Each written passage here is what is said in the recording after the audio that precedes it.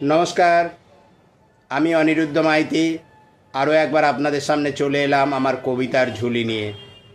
আমার আজকের কবিতা বুঝিয়ে বলা, কবি সুকুমার রায়। ও শ্যামা দাস, আয় তো দেখি, বসতো দেখি এখানে, সেই কথাটা বুঝিয়ে দেব 5 মিনিটে, দেখে নে। জ্বর হয়েছে? মিথ্যে কথা, ওসব তোদের চালাকি। এই যে বাবা চেঁচাচ্ছিলিস, শুনতে পাইনি? কালাকি। মামার ব্যামো বদ্যি ডাকবি? ডাকিস না হয় বিকেলে, না হয় আমি বাতলে দেবো, বাঁচবি মামা কি খেলে। আজকে তোকে সেই কথাটা বোঝাবো, না বুঝবি তো মগজে তোর গজাল মেরে গোঁজাবো। কোন কথাটা তাও ভুলেছিস? সেরে দিচ্ছিস হাওয়াতে। কি বলছিলাম পরশু রাতে বিষ্টু বোসের দাওয়াতে? ভুলিসনি তো বেশ করেছিস। আবার শুনলে খেতি কি? বড় যে তুই পালিয়ে বেড়াস, মারাস নে যে এদিকই। বলছি দাঁড়া, ব্যস্ত কেন? বস না হলে নিচুতেই। আজকালকার এই ছোকরাগুলির তরসয় না কিছুতেই। আবার দেখ, বসলি কেন? বইগুলো আর নামিয়ে, তুই থাকতে মুঠের বোঝা বইতে যাব আমি। সাবধানে আন, ধরছি দাঁড়া।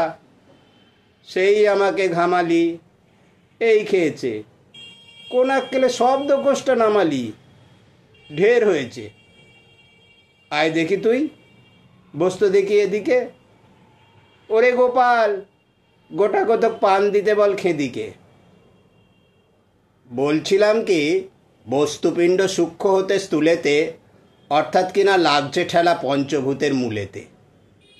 গোড়ায় তবে দেখতে হবে কোত্থেকে আর কি করে রস জমে এই প্রপঞ্চময় বিশ্বতরু শিকড়ে। অর্থাৎ কিনা এই মনে কর রোদ পড়েছে ঘাসেতে, এই মনে কর চাঁদের আলো পড়লো তার পাশেতে।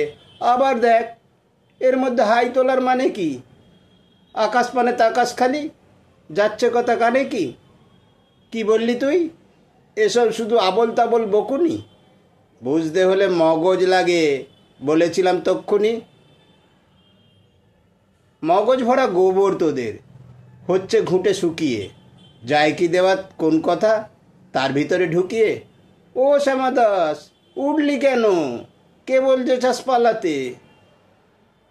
না শুনবি তো মিথ্যে সবাই, আসিস কেন জ্বালাতে? তত্ত্ব কথা যায় না কানে, যতই মরি চেঁচিয়ে। ইচ্ছে করে ডান পিঠেদের কান মুলে দিই পেঁচিয়ে। নমস্কার।